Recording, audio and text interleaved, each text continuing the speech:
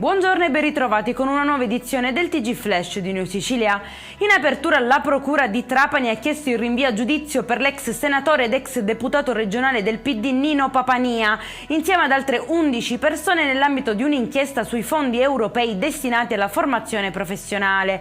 Secondo l'accusa, parte delle risorse, oltre 8 milioni di euro, sarebbe stata distratta per finanziare il movimento politico via ritenuto riconducibile allo stesso Papania.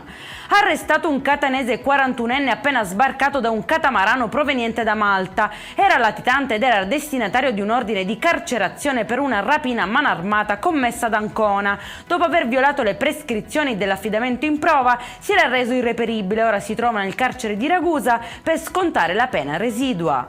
Il Tribunale per i minorenni di Palermo ha disposto l'allontanamento di un bambino di meno di 10 anni dalla famiglia, ritenuto un contesto criminogeno e non idoneo alla sua crescita. La madre infatti ha i domiciliari per favoreggiamento a Matteo Messina Denaro, il padre invece è stato arrestato per favoreggiamento alla mafia. Il minore è stato affidato a una comunità fuori dalla Sicilia dove seguirà un percorso educativo e psicologico.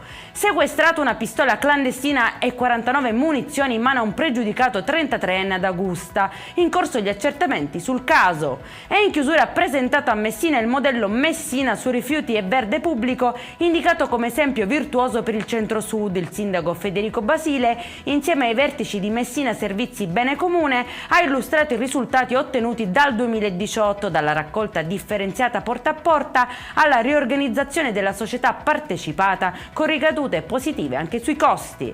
Per questa edizione è tutto, prossimo appuntamento alle 19:30. Buona giornata.